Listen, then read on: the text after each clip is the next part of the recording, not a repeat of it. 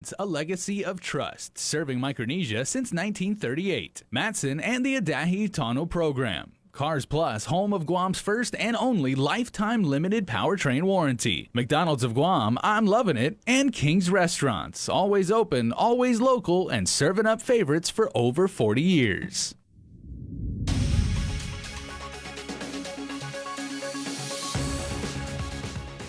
More than 1,000 people rushed to get tested. Some turned away. The latest numbers from the Joint Information Center.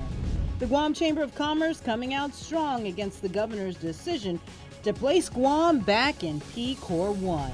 And we are at war. Public health urging everyone to step up to combat COVID. Hafa day, everyone, and good evening. I'm Sabrina Salas-Massanani. Right off the top, 13 people hospitalized at the Guam Memorial Hospital. Another positive case coming out of a public school, and the number of positive cases jumping up by more than 40. According to the Joint Information Center, this brings our COVID count to 558. 201 of those cases are active. Over the weekend, hundreds lined up for community testing at the Jigo Gym, AMC in Manilao, and SDA in Tamuning. According to the JIC report, more than 1,000 samples were ran through various local labs, including at Naval Hospital on Monday, and 42 returned positive. 17 were identified through contact tracing. 2 recently traveled to the U.S. mainland and were identified in a quarantine facility. The rest are under investigation. On Tuesday, portions of Southern High School in Santa Rita will be closed for disinfection. An employee there tested positive for COVID. This is the third school in the past 2 weeks where a positive case was identified. Community testing in the meantime will be held this Saturday in Jotnya from 9 a.m. to 12 noon at St. Francis Church and School parking lot. Additionally, on Saipan, hospital CEO Esther Muña briefed media that the 50th confirmed case of COVID-19 is the first community-acquired case in the CNMI in about 90 days. Meanwhile, they also announced that 3 more individuals have tested positive for the virus upon arrival into the Commonwealth, bringing the case count up in the north to 53. And while the pandemic has been ongoing locally for 5 months now, today it hit home for us here in Harmon. Our Adriana Cotero informed us over the weekend that she too had tested positive for COVID-19. She joined us on the link this morning, safely quarantined at home, of course, to share her story and talk about how she's feeling and to encourage her fellow Guamanians to get tested. I still don't know exactly how I got it. I don't know if I will ever know, but I do know that I did not want to be someone to further spread it. Altogether, I would say keep your guard up and be mindful at all times. I think we all have to be because, yeah, people go out, but it could also be just walking out the door and saying hi to your neighbor too. While Adriana says she's feeling better after a day or so with fatigue and stomach issues, she's proactively reached out to people she may have been in contact with and is encouraging them to get tested as well. And as a precaution, because we here at KUAM are a tight-knit group, all of our frontline staff got tested today as well. And we do thank each and every one of you for your prayers and thoughts and well wishes you shared on social media today for Adriana and our team. The surge in positive cases and the rising number of hospitalizations has public health continuing to urge the community to do its part to contain COVID by staying home and taking this seriously. In medicine, if things happen rapidly, you must take rapid action. If things happen slowly over years, it's not as critical. In this case, we have to put the fire out. And the flare-up of cases, according to Public Health Medical Director Dr. Jana Manglonia, shows Guam let its guard down. The surge shows protocols were broken, leading to Guam back in P-Core 1. You breached it, here we sit. And this is going to happen over and over until people finally get the message. And that message is simple: we are at war. And our front line isn't public health, our front line's the public. No matter what we do, from Adelup on down, if the foot soldiers don't do their jobs, we're going to lose the war. From foot soldiers to uniformed service members, a recent Joint Information Center report indicated there were 18 tests at Naval Hospital, and all 18 returned positive. It's actually a mix of active duty service members, as well as our own local guard, as you mentioned, and then household members of these cases. The Guam National Guard confirming that recently at least 3 service members tested positive for COVID. With more than 500 confirmed cases in climbing on Guam, the next 2 weeks require everyone to stay home, wear a mask, and practice social distancing. If we don't, then there will be more measures taken. There are always gaps we can close, but the governor tried to reduce what she could to try to end this thing now. Bus stops were empty, campuses are closed, and traditional in-person meet and greets are not on the syllabus for this first day of school. Due to the pandemic and the island reverting back to PCOR 1, there is a delay in face-to-face learning, with public schools kicking off the start of the year different than ever before. KUAM's Adriana Cotero reports. This is the day where teachers and staff and administrators are welcoming parents and our kids back to the schools. A lot of high fives at the front door, the front hallways. A day when Guam Department of Education Superintendent John Fernandez would typically make his way onto school campuses, offering a warm, welcoming smile as students stepped onto school grounds for the start of a fresh new school year. But this year is different, as all public schools are resorting to distance learning, with coursework done at home, either online or with hard copy. We made a big shift last week when PCOR 1 was declared, and we had to also move face-to-face students to one of the home learning options. So, we never expected to jump right in on day one and here's your assignment, here's your homework, make sure you're ready by tomorrow. Fernandez says they are using this week to ensure students and parents are adjusting comfortably. The department is utilizing Power School and Swift K-12 communications to push information out and keep parents updated. It's such a new time, so I also think there's a sentiment of, as teachers, this is all new to us as well. Some of us are great with technology. Some of us will take a couple of weeks, to really get going in terms of our comfort level. But because we're all doing this together, I think we're just asking the community, our parents and guardians who are really our partners at home, to really let's just work hand in hand to make the best of what is going to really be a different school year. In making the best of the situation, Fernandez encourages the community to join him in taking the challenge as a learning experience. Let's use the online time to do, students present the work yourselves, show us how you understand it, answer questions from your peers, really turn it into what they call the flipped classroom, where it's not about facts, it's about discussion, critical thinking and problem solving. So it's really going to be a shift this year that will last beyond COVID-19. The face-to-face learning option has been delayed by 2 weeks, although Fernandez says in the event it is continued for longer, a contingency plan has been created amongst the administrators. Additionally, during this period, GDOE has opened a hotline. The number to call is 300-1536 or email info@gdoe.net. Reporting for Guam's News Network, I'm Adriana Cotero, wishing students a happy, safe first day of school from home. The Chamber of Commerce has come out in opposition to the governor's PCOR 1 declaration. Representatives from the business community appeared on our InfoZoom segment today to voice concerns that she went too far in bypassing PCOR 2 and imposing the most restrictive conditions. Nestor Lecanto reports. In a news conference Friday, the governor said the recent rise in the COVID infection rate and the other data support another PCOR 1 shutdown. We need to attack the virus now, she said, and the lesser restrictions of PCOR 2 would take too long. But John Titano, who was recently forced to close his longtime coffee shop business, was among those who said it was too drastic a move. We did a gradual decrease. Why couldn't we do a gradual increase? To show we've done our part. The private sector has done our part. As a small Chamorro businessman, we cannot operate with a normal capacity of 50 to go down to 25. The chamber's concern is that another shutdown will force more businesses to close, especially those that were already on the brink. Monte Mesa oversees 2 major shopping centers. It really impacts the momentum. And yesterday was the first day it happened. I've observed it. I've gone to both 2 Monsanto and GPO. Wow, we're back to square one. Jeff Jones of Triple J says the abrupt shutdown of non-essential businesses is not just about the economy. It's about the employees working in the private sector who also provide the government's tax revenue. People look and say, oh, you're just worried about your business. Well, we're worried about our employees. We're fortunate. We have several essential businesses but we still have had to furlough 200 employees since this thing has started. And we're concerned about those people. The Chamber Group says businesses aren't spreading the virus, but rather the public who come into the businesses. They say the governor needs to target those specific industries that aren't complying. Jay Dewan of Port Mocha Coffee Shops. We need to open up Guam, I would say effective tomorrow.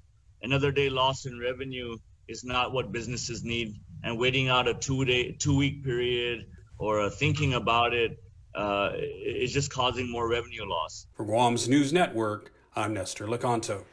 All face-to-face PUA appointments are postponed because of PCOR 1, but DOL Director David De La Sola says his staff will continue to work on claims.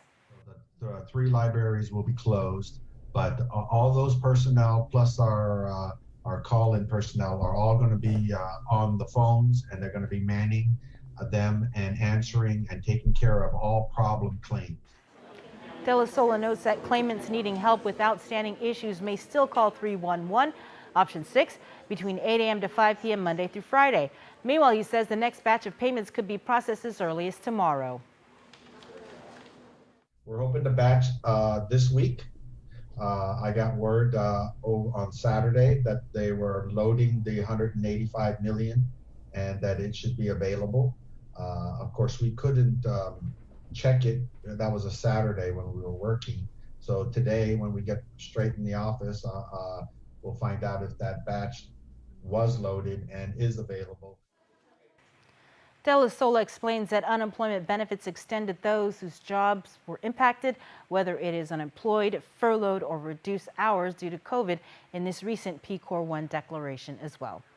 One segment of our island community that's normally known for compassion and encouragement is uncharacteristically lashing out and elected leaders, as at least one member of clergy is upset that religious services aren't on the exclusive list of those organizations deemed essential during PCOR 1. Father Paul Gofagan is specifically criticizing the governor for not enabling spiritual leaders to provide calming devotions for their flock. Religious services were lumped in with food and beverage services or theaters, or bowling alleys. And so that's when I began to wonder how sincere is the governor in really protecting the people, because you cannot pick and choose, who you're going to allow to go out and who you want to stay in. It is not right for the government to once again push the church aside as non-essential and to close the doors off. And where are the people going to run to when in this darkness? Where are they going? They need to run somewhere. The Archdiocese had to roll back masses starting this past weekend to parking lot and live streaming services, which Father Paul says has an effect on the island's Catholic faithful not being able to receive Holy Communion in the traditional way.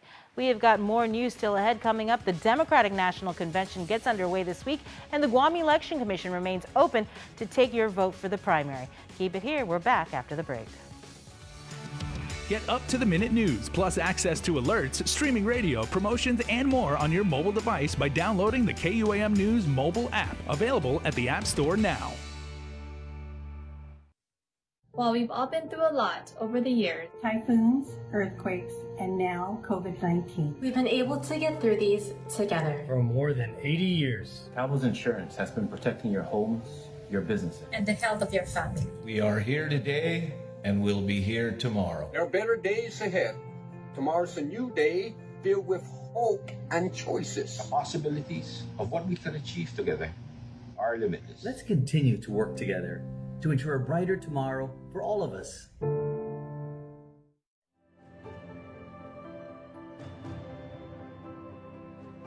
What does the brilliant cut mean to me?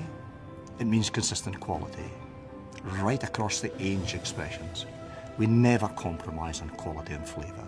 It's also the very particular cut of spirit we take to fill our barrels. Tasting it today is just as exciting as the first time I tasted it. That is the brilliant cut. Whether it is tablets for children, special equipment for special children, or coral reef research, federal support is critical for our schools and our future. This week, we're trying to open schools. Parents are worried about their children's safety. Teachers are being asked to work minor miracles every day in teaching without looking directly into the eyes of our children. We must make sure that every child has a tablet, can get online, and get on with their education. We need a congressman who understands education and how the federal government can support every activity in the classroom, in the laboratory, and in the internet. Now more than ever, we need a congressman who will assist GDOE, UOG, and GCC without hesitation in solving problems with federal agencies. It's time that your child takes center stage, not only in school, but in Washington, D.C. I'm Robert Underwood, and I approve this message.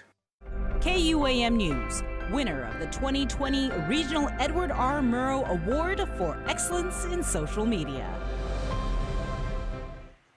Welcome back. In Decision 2020 News, the curtain is going up on a Democratic convention like none other in history. Here's John Dickerson. American political conventions have been shrinking, and in the age of COVID-19, they will shrink right down to the size of a computer screen.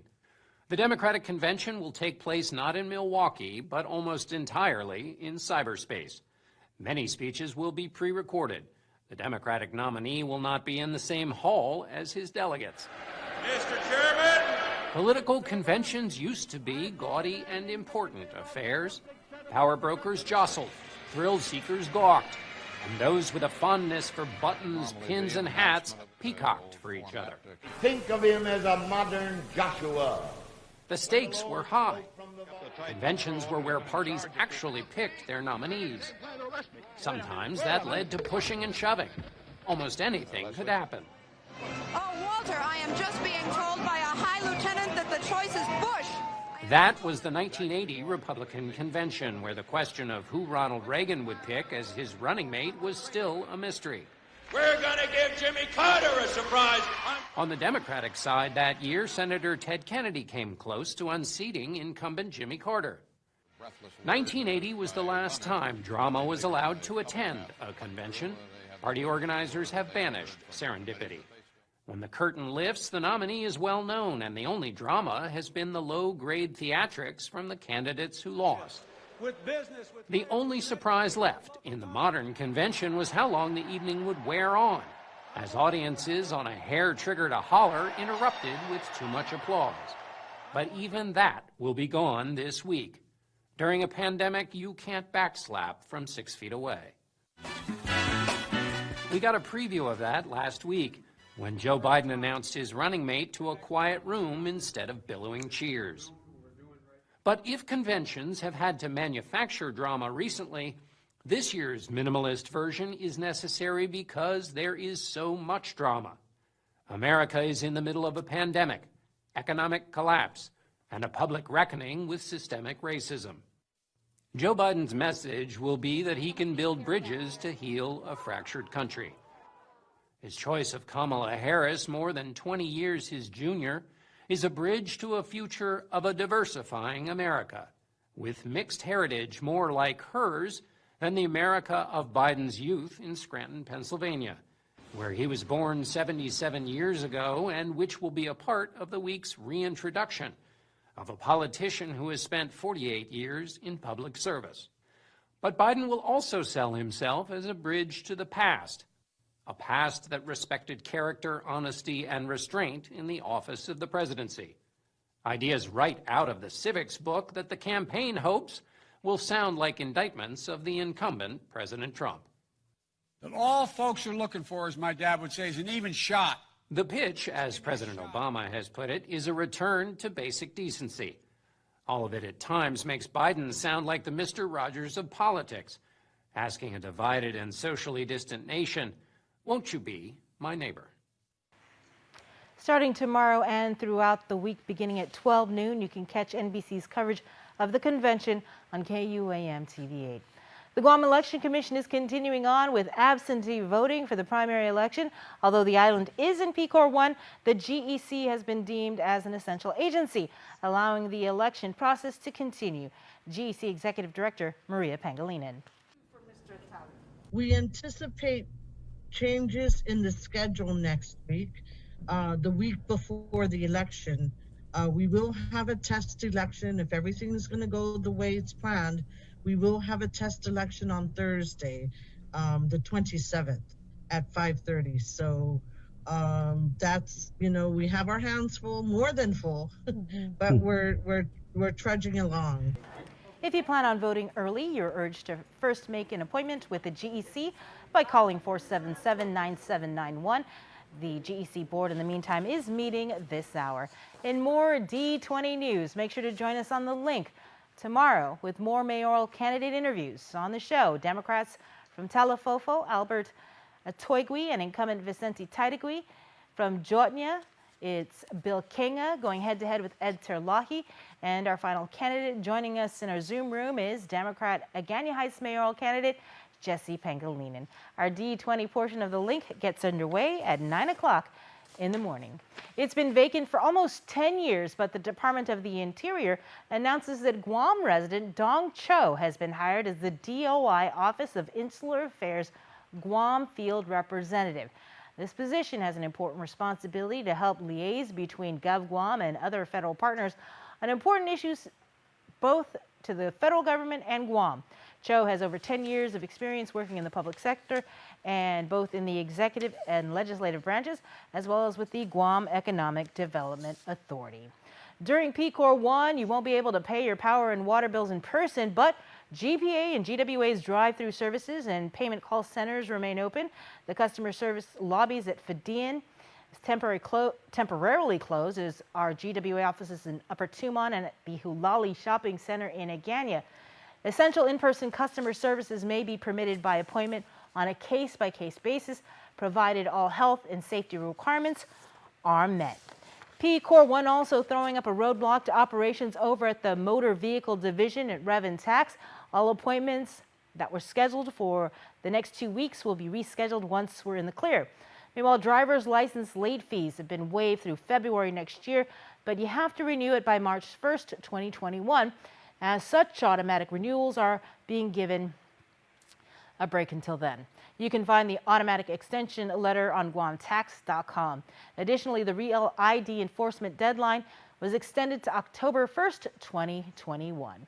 Your look at the weather for the week ahead coming up with the National Weather Service. Stay tuned.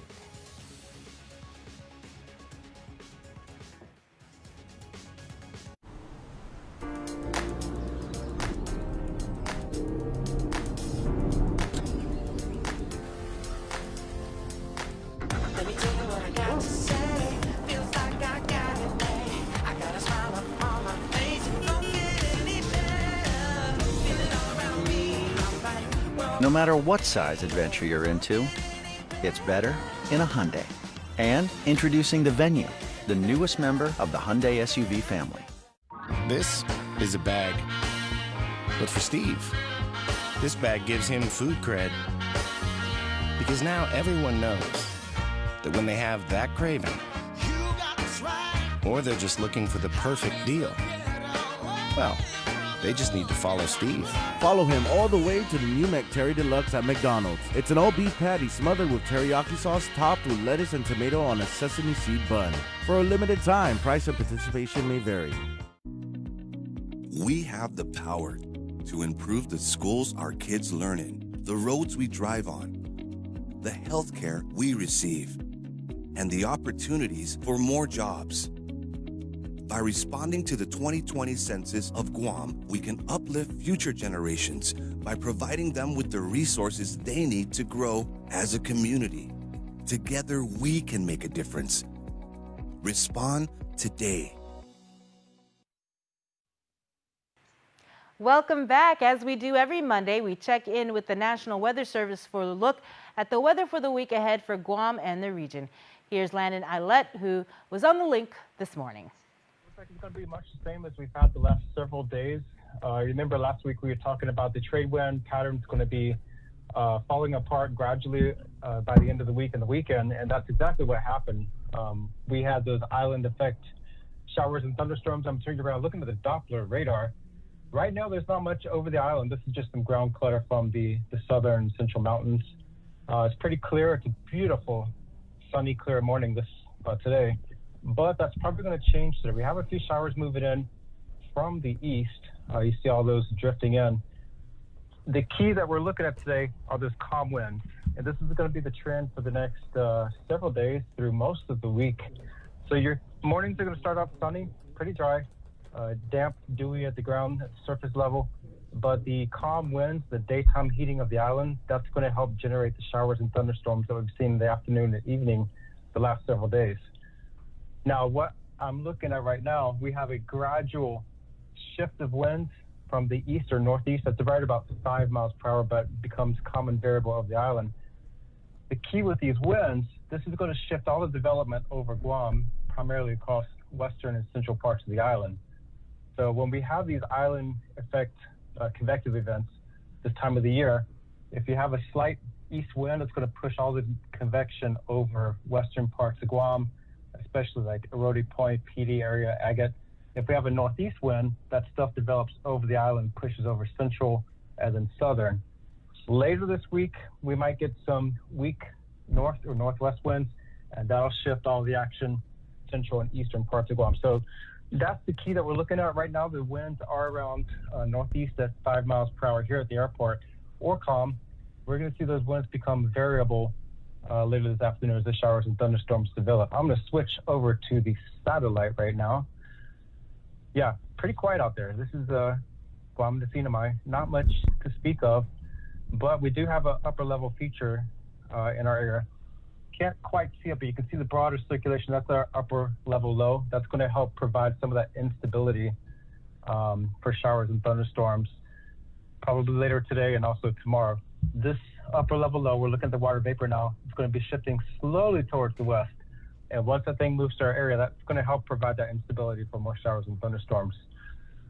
So again, we have nothing organized, no tropical cyclones to look out for in the coming days. That's the good news. We were watching a weak disturbance near Majo and the Marshall Islands. That's since dissipated. It's a lot of showers and thunderstorms across the Marshall Islands, Koshwai, coming into eastern Micronesia. That's since dissipated, so no threat for a tropical cyclone to develop at least this week into early next week. So the outlook for us is great. If you're going to be on the waters this week, we talked about surfing last week. This is not your week to be surfing. However, if you want the paddleboard, this is a great time to learn to paddleboard. The waves are going to be flat. We're looking at 2 feet or less surf on north, south, and west-facing reefs, a low rip or rip currents, and then on the east-facing reefs, we're going to be looking at about a 4-foot surf. So really not bad. It's going to be glass out there. Again, that was Len Idelette from the National Weather Service. Keep it here. We'll wrap up the news after the break.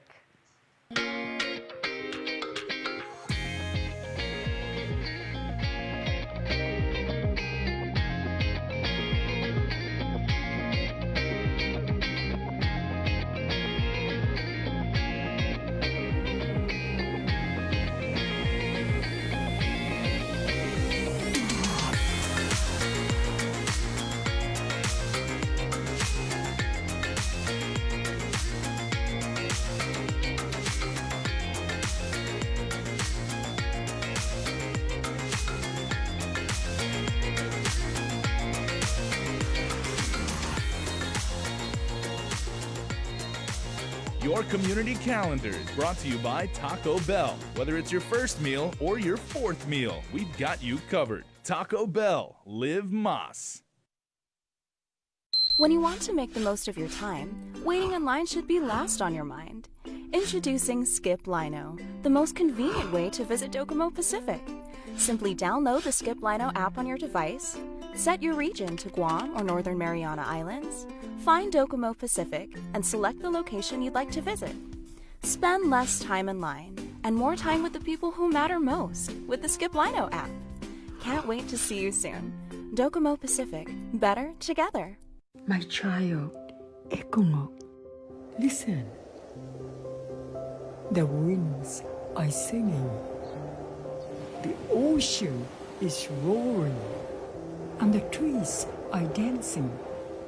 Our island is moving once again. In Aphamolic, our unity has carried us through the stillness of today. And now, the spirit of half a day is yearning for our friends to come home. Nana, is it time to bring all our friends back now? Hungan, yes, it's time for the world to give us a moment together.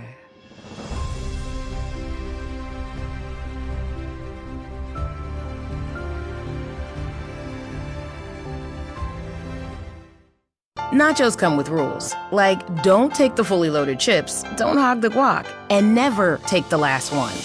But with the Grande Nachos box from Taco Bell, you can break all the rules, because this meal's all yours.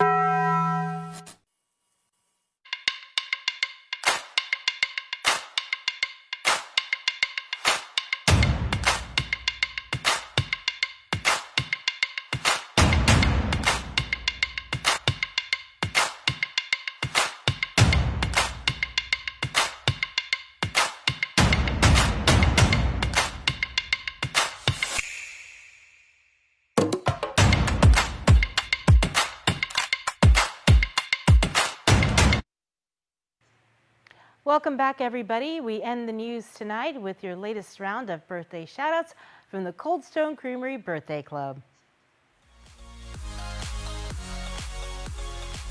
On August 17th, we say happy birthday to Jada. We love you and wish you the best. Love, your family. Ariani Pomagan, happy birthday number 9. Ariani, we love you. Heart emoji, always your family.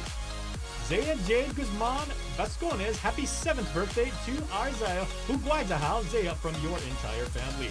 Justin and Glenn Bejarana, happy birthday to the both of you. Enjoy your special day. We love you, say Gavin and Joan.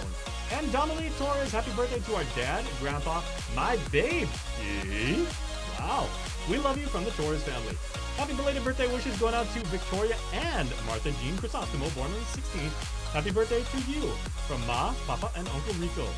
Richard Balahadja, born on the 16th. Happy birthday number 2, Richard. We love you, says your family.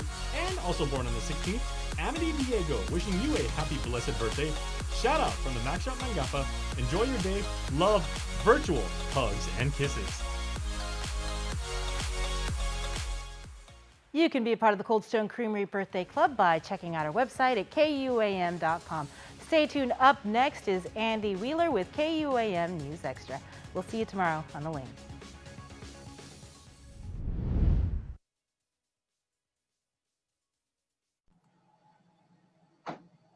All right, Hafaday, and welcome to another episode of KUAM News Extra. I'm Andy Wheeler, and a little different today. A couple different reasons, because I am Zooming from my house, and secondly, because my subject, my interviewee today, is someone that I'm pretty close with. Mark, we've been friends for over 20 years now. And it's a little weird to interview you in a professional capacity.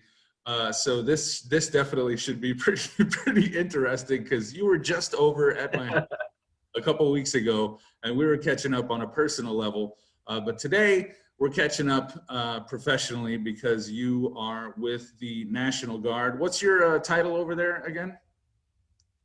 PAO, Public Affairs Officer. All right, so you're the public affairs officer of the National Guard, and I wanted to talk to you just because, clue the people in as to what the Guard is doing during this pandemic.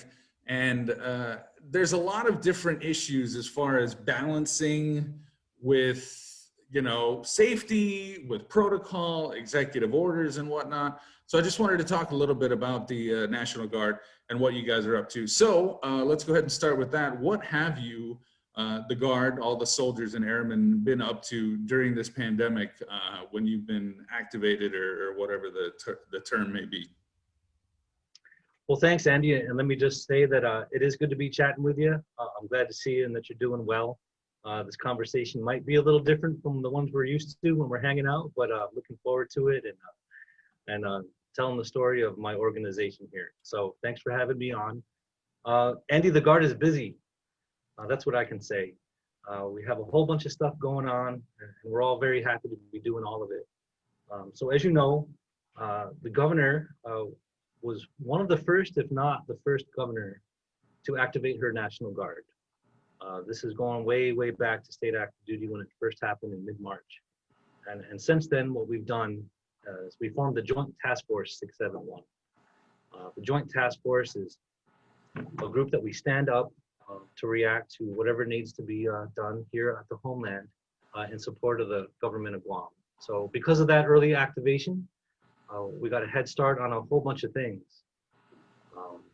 We have the Joint Task Force and 5 sub-task forces, which to date, Andy, have had 72 requests for assistance, and it's growing every day.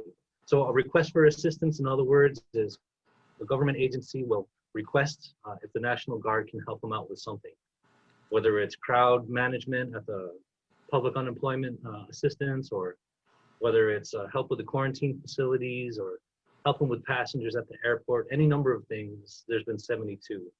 So a lot of them are still ongoing. We're a very busy Guard right now, since we just got extended on our 502 Fox orders, which we'll talk more about. We have about 220 folks, give or take, right now, doing all different kinds of things. From our task force medical, started off having some soldiers on the surgeon cell, the medical advisory board up at Adelut. We had medics in GRMC. Just today, earlier this morning, we had 8 of our combat medics up at DOC, helping DPHSS do testing on the inmates. We have task force response, which helps out at the food distribution sites. And just, you know, we're all over the place, bottom line. It would take a long time for me to go into it all, but just, you know, to give you an idea, we're pretty much there where we're needed. And like I said, we're happy to serve. So, and that's the key. You said it right there, being happy to serve, because it kind of is the purpose of the National Guard. Wherever that need is, if it's, you know, just to supplement law enforcement or to help out with certain things. I mean, you've got trained, qualified individuals, soldiers and airmen in all different fields that in their civilian lives, you know, maybe they are medical personnel, maybe they are first responders, they're police officers. So many of them do have the civilian training and their military training. So when that call came in, the governor decided, hey, we need to activate the Guard. We need to get out in front of this. You guys are ready to go, boots on the ground, so to speak. Yeah, and that's one of the special things about the Guard. You know, we are citizen soldiers, right? So when people see the commercials and we're doing stuff 2 days out of the week, you know, I think they have them riding jet skis and playing golf on the commercials. I've never done those things, but no, what's great about it, Andy, is that we bring our skill sets into the uniform from our civilian jobs, right? So we have actual doctors, we have construction workers, we have different kinds of healthcare professionals, we have service professionals, we have people who are in management of the hotels that can bring their skill sets into the quarantine facilities. You know, and the list goes on. And that's what makes the Guard special. The active duty has their functions and the reserve has their functions, but the Guard is the one that can be tasked to serve the homeland, right? So I don't know if you knew this, but the Guard actually has 3 ongoing missions. One is the federal mission, where you see us deploy over to wherever, Afghanistan, Iraq, Africa, which we've done. Another mission would be for the community, where we've adopted parks and roadsides and even elementary schools. And then our other mission is the state mission, in cases like what we're seeing now with this pandemic response. And that's unique to the Guard. So yeah, we are happy to serve. It is what makes us unique. And I gotta say that our folks here in the Guard, you know, they're your neighbors. They're from the village. A lot of us all know each other, work together, are related or whatnot, because of how Guam is. And nothing can make us happier than having a chance to do this mission, which is to serve our homeland. Yeah, absolutely. And we're going to take a break right now. When we come back, I did want to talk about the individuals that are serving in the Guard. So we'll be back with KUAM News Extra. Michael San Nicolas says he's responsible for securing the pandemic unemployment assistance funding for Guam. He claims he delivered the Paycheck Protection Program funding and wants us to believe he was responsible for securing the CARES Act funding for Guam. But in reality, he didn't do his job. He didn't offer any amendments or speak on the floor. San Nicolas isn't telling the truth. He wants us to believe he stayed in Washington, D.C. to secure federal funding for Guam. But San Nicolas was hiding and played no role in trying to pass this national legislation. He's under investigation, and he missed 52% of the votes he could have cast. Now he's trying to take credit for funding he didn't fight for. We can't afford 2 more years of Michael San Nicolas. I'm Robert Underwood, and I approve this message. MTO Maintenance will now completely sanitize your home, office, or business with state-of-the-art commercial sprayers. For over 30 years, MTO Maintenance has been committed to the health and safety of our customers. And now, more than ever, a clean home, office, carpets, and furniture is a necessity to our island. Give us a call today. Stay healthy and stay safe, Guam. Call 647-6861 for an appointment. Guam's auto appearance specialist, Elegant Reflections, has been providing the automotive industry with professional detailing and car care products at its highest quality, from complete detailing, full interior detailing, exterior detailing, headlamp restoration, hand washing, seat and carpet shampoo, engine degreasing, undercarriage cleaning, paint sealant, fabric protection, paint oxidation removal, and so much more. Visit us at our new location. Call 646-5555 for an appointment. Elegant Reflections, Guam's auto appearance specialist, over 20 years of experience. Billy likes sausage. Mom likes pepperoni. Winner. Both. Level up with 2 one-topping pizzas. Finish it. The Double It Box, only from Pizza Hut. No one out-pizzas the Hut. All right, welcome back to KUAM News Extra here, talking with Mark Scott from the Guam National Guard. And we were talking a little bit about the citizen soldiers that you have, and that put the uniform on and they're out there doing what they're ordered to do. And sometimes it does get lost that these are your cousins, your uncles, these are your family members and friends, because it kind of does takes a little bit of the personalization away from it when you just think of the Guard as a whole.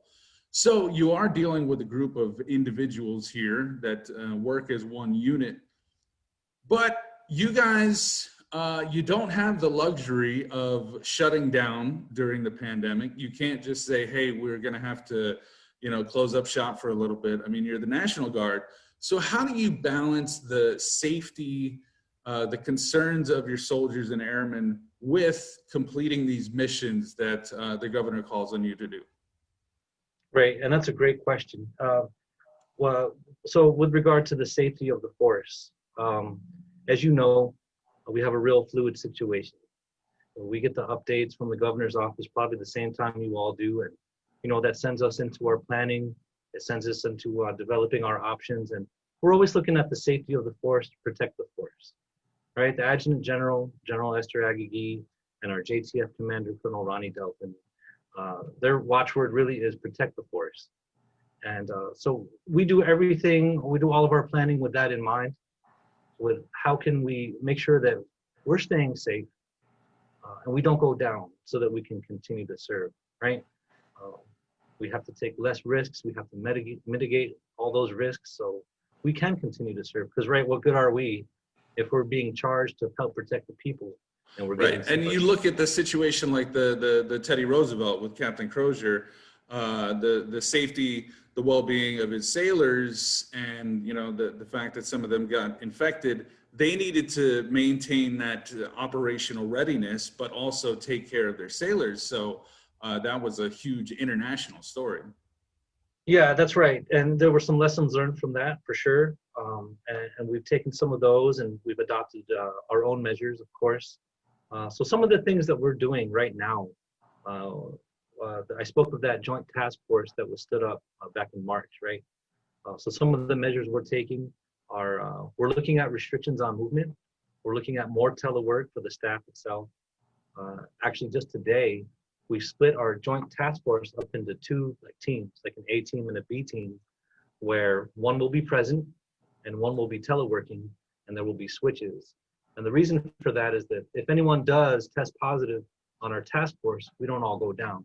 We protect the other team and other things like that, Andy. We're really leaning forward and looking at being as safe as possible so that we can continue to serve. Yeah, it's minimizing that risk and, you know, the spread of infection, so you can continue to, you know, complete this mission that the governor, you know, has tasked you with, and you can't do that when you got a bunch of sick soldiers. So, that's right. You know, that brings up the drill aspect, because I know that, you know, once a month the Guard gets together, they do their drill, their exercises, and a lot of that is outdoors, you know, and there's social distancing, and sometimes it's work in the office. So how have you had to adjust the drill so that you do have the safety of your soldiers foremost? Very true and very good point. So another good thing about the Guard is that we're on the forefront of some technology, right? One of our job descriptions is IT and network people. So we have this new technology at our fingertips where we can conduct what they call virtual drill. There's online training that we're looking at replacing some of the things that we had to be present for, right? You're seeing some innovative things way down at the squad leader and team leader level, where people are conducting their PT on their own at home, and they're sending in like the Fitbit results, and they're sending in things that show that they're training out. You know, you're seeing a lot of creativity, you're seeing a lot of innovation, which, you know, honestly, Andy, that's right in line with what we do anyway. You heard that cliche, adapt and overcome. Right. We kind of see this as another way to exercise that, if you will. Is it one of those, like, you're wearing the uniform top, but your shorts, and, you know, is that how it's? Yeah, hey, Andy, can you send me your Fitbit workout? I'm going to forward it to my group. We're going with the honor system here. Adapting and, you know, evolving with the times, because this is not something that there's a playbook for, even in the military, where you guys have a contingency plan upon a contingency plan for different situations. This is something that, hey, we don't know all the information right off the bat. You've got to evolve with it. And I think the Guard has done that. I mean, when you go back to the checkpoints, when those were put in place back originally when this pandemic came about, you know, there wasn't a whole lot of positive feedback from those, but that's the mission. That was the order that was given, and you guys were all up to the task. And you're constantly changing the game plan to adapt to the situation. As you know, we've seen a lot more positive cases now in the past couple of days. So, you know, things may change again. But again, I'm pretty sure that you and the adjutant general, you know, you've got the safety of the soldiers in mind, because you can't do your job if you're, you know, in the ICU or something. That's right, Andy. You know, it's our job to stay ahead of the game. There may not be a pandemic playbook for COVID specifically, but a lot of us over the course of our careers have had similar playbooks when it comes to fluid situations, if you will, right? Managing changing or chaotic situations, working together as a team, having adaptation and flexibility built in. And you know all these things about the military from being from a military family yourself. The Navy brat, you can say it. I didn't want to go there, but I mean, you understand those things. And so like in the case of the checkpoints where they were educational in nature, you know, if it had come to pass that there were restrictions on movements, you know, we would have been ready, right? We would have been ahead of that. We would have been staged. Right. And, you know, it may not be the most popular thing, but we can assure you that we have the safety of our people, the protection of our people in mind. And yes, it is our job to be ready. If that means staging something ahead of time so that when the call comes, we're prepared, then that's part of what we do. All right, being prepared is all part of it. We are going to take another break, and when we come back, we're going to talk about the National Guard and their community involvement, which I'm sure is still going on, so keep it here. We still hand rotate every barrel. We still hand dip every bottle. We still hand cut every label. and use red winter wheat from the same single-family farm. Because just like our distinctive taste, these are the marks of the maker. King's welcomes you back with our King's Time value menus, full of great deals for breakfast, lunch, and dinner. We hope to see your family soon at King's. For the Love of Burgers is back with 6 of our most popular burgers, each for just $9.99 for a limited time at Ruby Tuesday Guam. Take the party home with our new Get It To Go menu. Combo specials and kids meals, pizza, wings, and more. Now available for carryout at Chuck E. Cheese's Guam. When you want to make the most of your time, waiting in line should be last on your mind. Introducing Skip Lino, the most convenient way to visit Docomo Pacific. Simply download the Skip Lino app on your device, set your region to Guam or Northern Mariana Islands, find Docomo Pacific, and select the location you'd like to visit. Spend less time in line and more time with the people who matter most with the Skip Lino app. Can't wait to see you soon. Docomo Pacific, better together.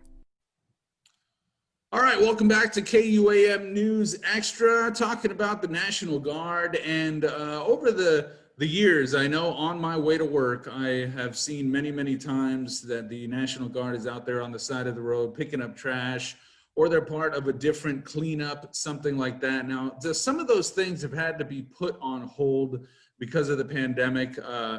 You know, when you've got a limited amount of soldiers and airmen, you've got a job to complete, you've got a mission. You can't have everyone on different tasks. So you have had to put a little hold on some of those community efforts, but are there plans in the works or possibly resuming those activities soon? Of course, and it's one of those 3 missions that I was mentioning a little earlier about how we serve the federal, state, and community mission. And yes, they're all ongoing. So like you said, as you may have seen, we have adopted Army Drive, and we do pick up trash. And there's a couple parks that we maintain, and elementary school as well. So those are some community missions that we have.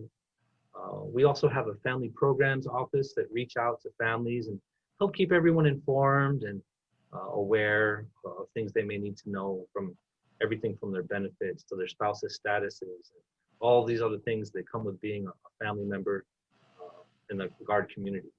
But like yes, the ESGR. Exactly. Yeah. So all those different programs are outreach type of programs that help us connect, right, with not just our families, but the community at large. So those things are still an ongoing mission. While we do have priorities right now with the state mission, which is the COVID response, we also have federal missions ongoing now too. You may have seen in the news recently that we're preparing for our 3rd Sec 4 mission up at the THAAD in Northwest Field. We have deployments to the southwest border. We have deployments to the Middle East with our Air Guard doing security forces out there. So we do have to keep a balance, and we also have to stay ready, right? And like I said, I don't know how you do it. I mean, when you think of the scale, because the Guam National Guard, we're not huge. There's not 50,000 soldiers. I forget the number. It's what, 5,000, something around that area? A little over 1,000.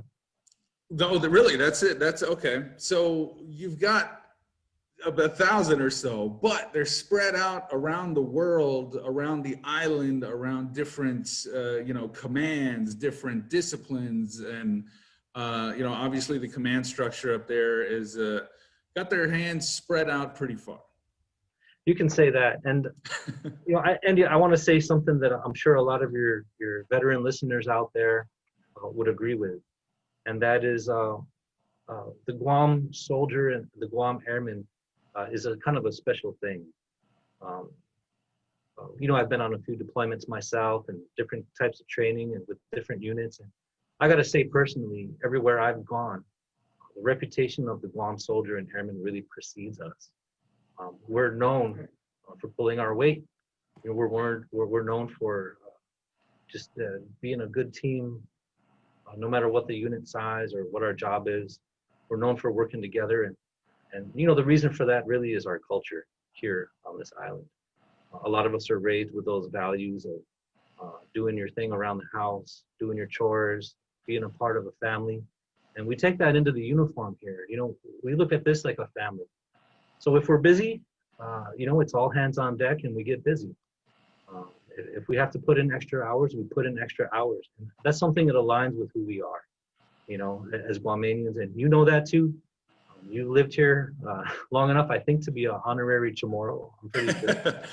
Yeah, I mean, the pride that the Chamorros, Guamanians that are serving here and abroad take with them, you know, because we're such a small community, because the Guard is such a small unit, you don't have 30,000 members of the unit.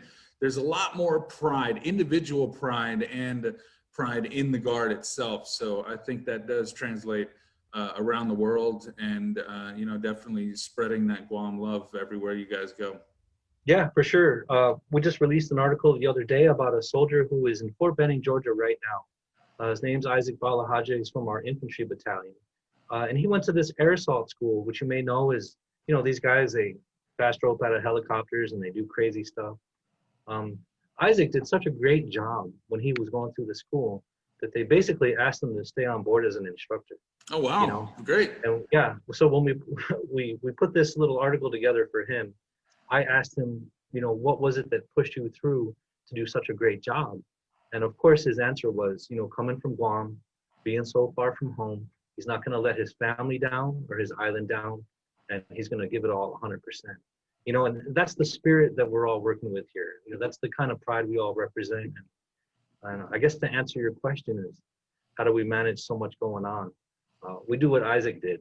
You know, we put our chin down and we say, we're not going to fail our island. We're not going to fail our family. And we're going to get it done.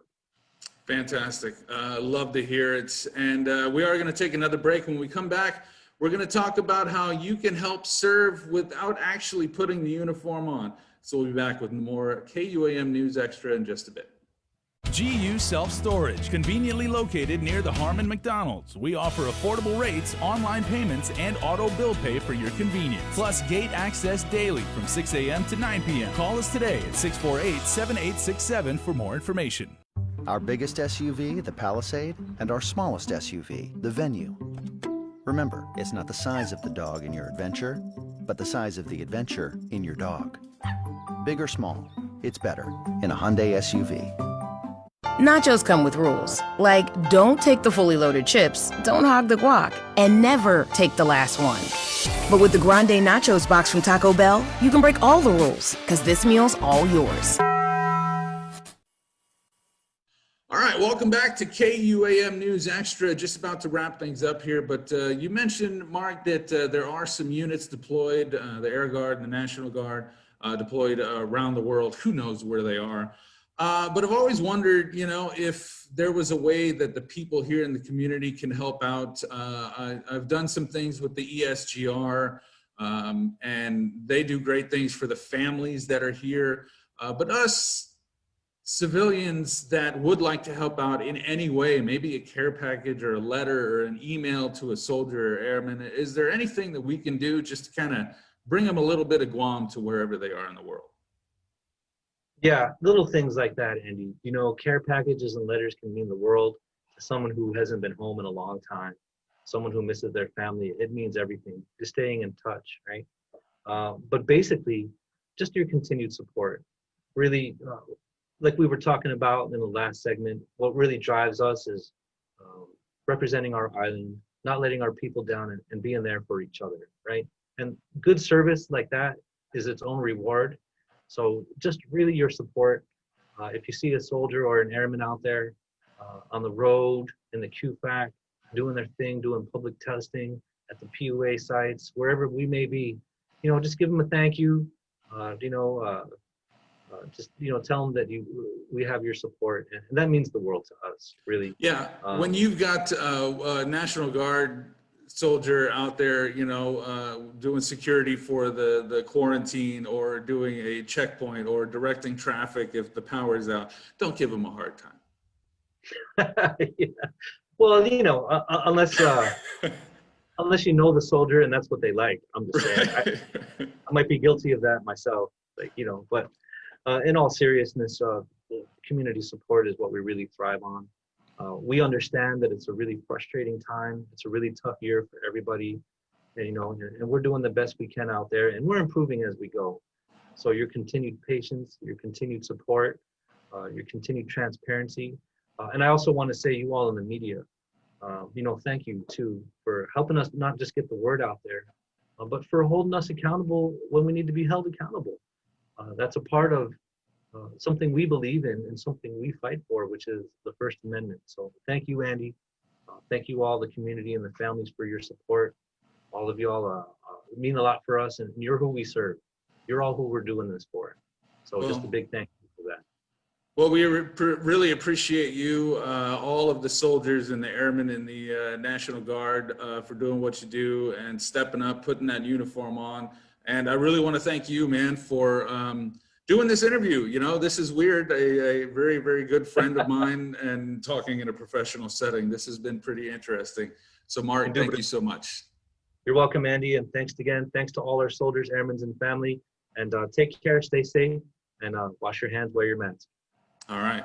Please be safe, everyone. And that is KUAM News Extra. Thanks for watching.